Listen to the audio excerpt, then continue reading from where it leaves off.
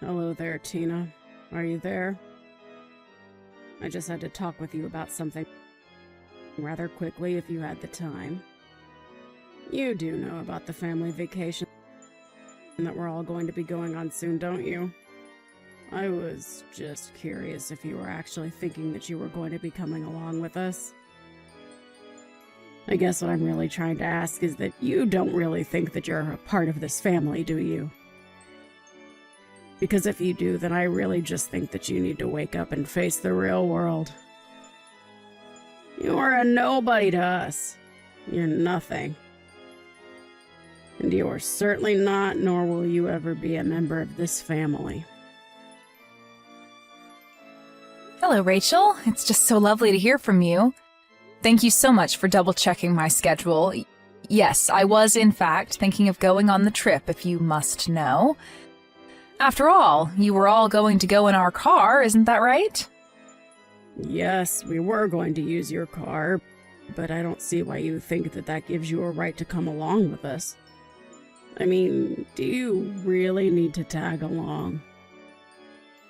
Well, it's been a long, long time since my husband and I have gotten to take a trip. But I remember that Dan mentioned wanting to stop at a nice brewery that was going to be on the way and asked if I wouldn't mind driving so he could drink a little. So actually, another reason why I was going along is to make sure that everyone can have safe, responsible fun. You actually have nothing to worry about, you see. I'll be the one driving. Oh, please. What kind of stupid little excuse is that?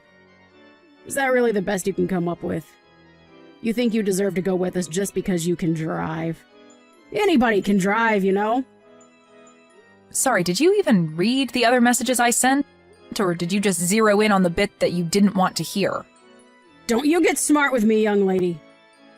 I just want you to realize that you are not a part of our family and you never ever will be. So quit trying to force your way into this vacation when you don't even belong. Don't you understand how rude you're being? I really don't think that I'm being rude at all. If anything, you're the one trying to put me down and make me feel bad. But I'm afraid if you're not really going to change your mind about me at all, then all I can ask that you do is just have the patience to see the trip through to the very end. After all, it isn't like we all go on trips all the time together or something. Well, of course we don't all take trips together more often. Who in their right mind would want to go anywhere with you, huh? I fully understand what you're saying right now, Rachel. I have my own thoughts on the matter as well. But I don't think that we should be having this conversation via text. Maybe we could meet in person and talk? Because otherwise, I'm going to pick you all up in the car tomorrow at the time we all agreed on. I just don't get what my little Dan was thinking. I mean, what drove him to marry a no-good, nasty woman like yourself?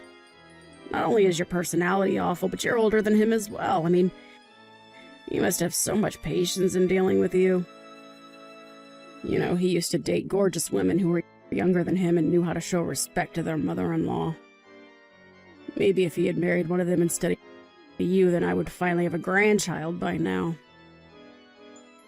Sorry, are you talking about the ex-girlfriend that Dan had who stole all of his money and then ran away? I don't really know all the details of why they broke up, so don't go quizzing me about my own son's love life.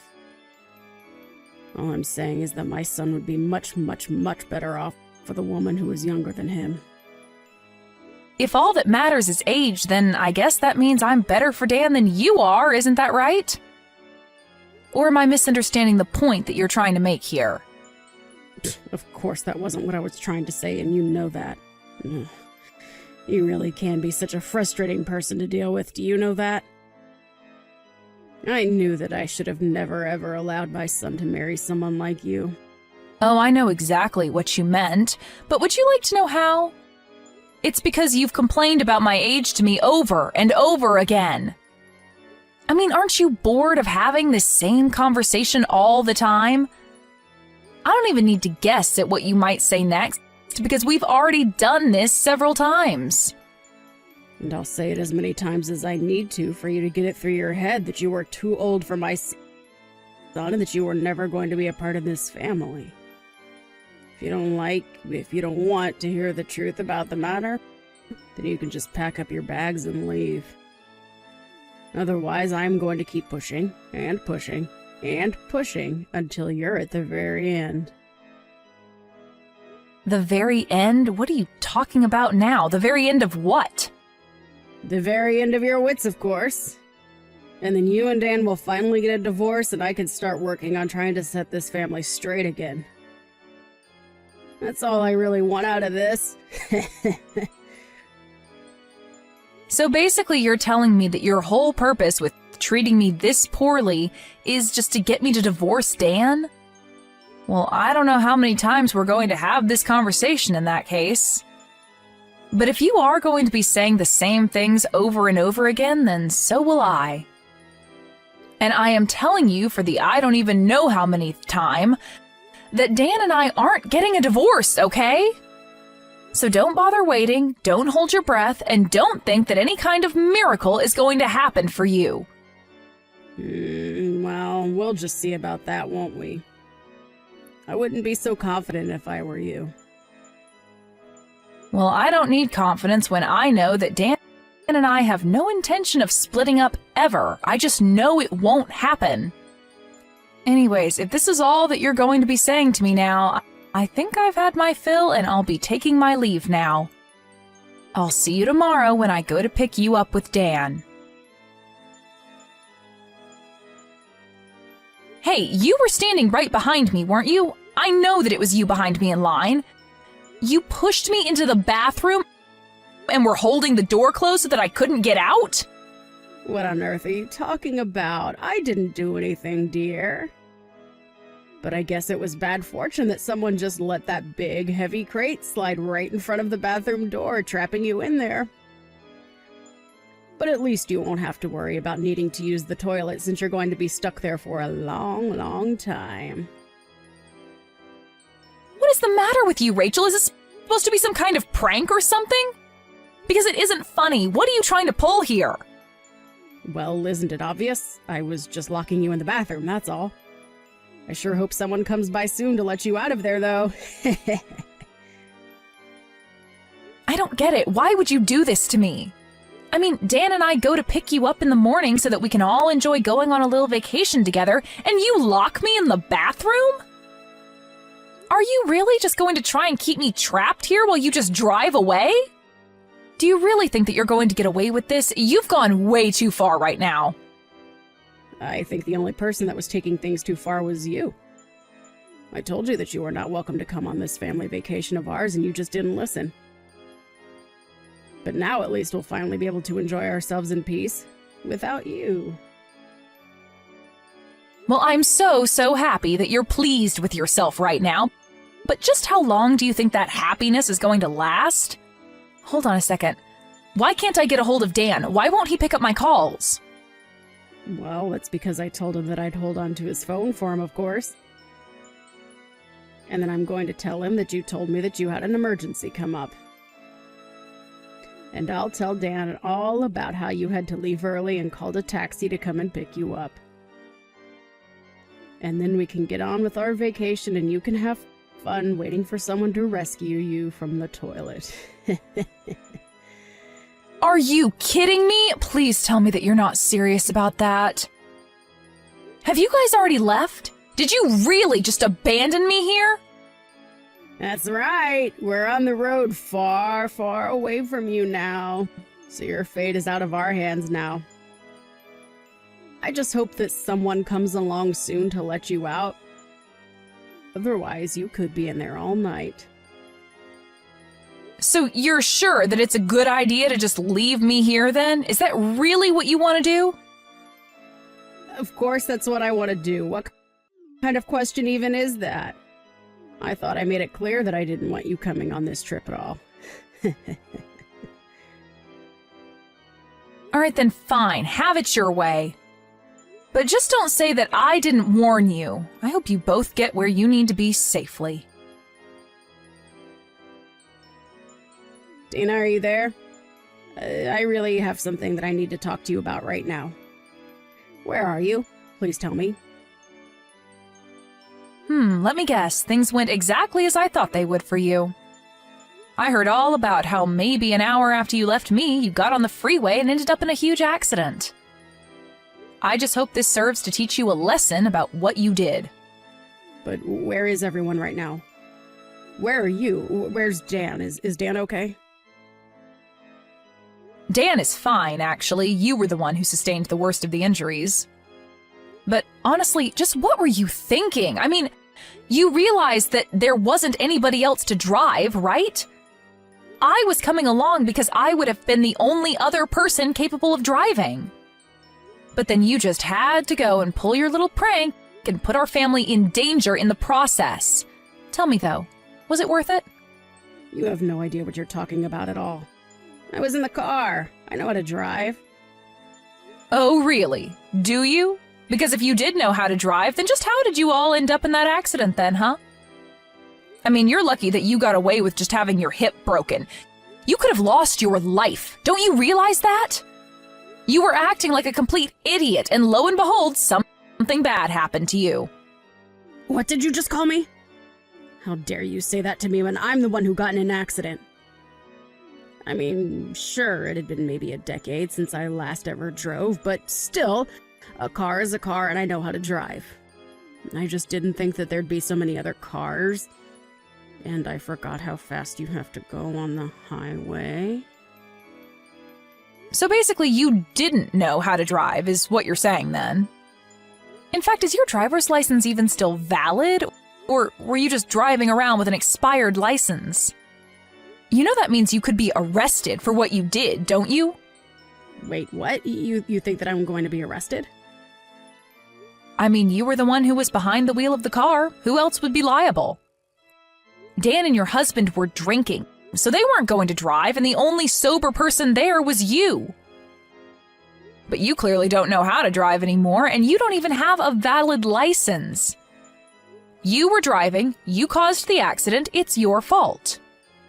But that isn't fair. It's not like I forgot how to drive.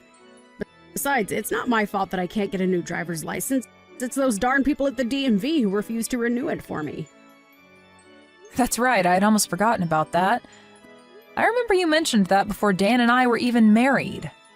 You mentioned how you told me that you would never be able to renew your license again. Not only did they think you were getting too old, but you had too many strikes on your last one. But it isn't fair. They sent me to their stupid little driving school. I took all their classes and they still had the nerve to not give me a new one. Surely you must agree that this is horrible, right? I mean, who are they to tell me that I can't drive when I know that I can drive perfectly well? Am I really going to be arrested just for a little fender bender? Fender bender? Rachel, you are literally in the hospital and unable to move because of the accident that you caused. Not only that, but you could have seriously injured your son and husband. How can you be so focused on yourself when all that might have happened? Well, I guess that does make some sense when you put it that way. And that's why I was telling you that I needed to be there to drive. But you had to act completely delusional. You locked me in the bathroom and then just drove off without me. Please, Tina, there's no need for you to take this kind of tone with me. Don't you think I've already been through enough with all of this? You must know that I never ever wanted any of this to happen, right? I don't care what your intentions were. Who even gets in a car thinking that they intend to cause a crash anyways? I'm not blaming your intentions. I am blaming the thinking that led up to it. You acted completely irrationally and got your family into a car accident. And that's not saying anything at all about how you locked me in a public bathroom and then just abandoned me. But I just wanted to take a vacation with my family. Is that really so bad? But you didn't even get to have that vacation. You all didn't even make it to the destination we were all supposed to be at by now. Why couldn't you have just waited until we all got there before you started trying to bully me? I understand that you didn't want to be around me and that you were worried that I was only going to annoy you, but surely being annoyed has got to be better than being injured. And to think that this is going to be the last real memory we have together before Dan and I cut you out of our lives entirely. Wait a second, what are you talking about? Why would you and Dan cut me out of your lives? I've already talked to Dan about it, Rachel. I told him all about the horrible things that you say to me. And now, with all that's happened for the vacation, he just can't tolerate you any longer. In fact, he was already going to talk about this with you before we even went on the trip, if you must know. Hold on a second. Now that you mention it, Dan did say that he had something important he wanted to talk to me about. You're telling me that this is that. He wanted to tell me that he didn't want me around anymore? That's right. And there's one more thing that you should know, Rachel. I'm pregnant. Wait, what? You've got to be kidding me. Why am I just hearing about this now? You're only hearing about it now because I know that letting you know any sooner wouldn't have been good for me or the baby. I mean, do you have any idea just how stressful it already is talking to you like this? I knew that if I told you I was pregnant, you would be trying to control my life. I talked to Dan about this and told him that I don't know how I was supposed to go through with this if you were going to be constantly breathing down my neck about every little thing. So we talked and said that the best thing to do would be to put physical distance between us all. So we're going to be moving away. But this is all so much.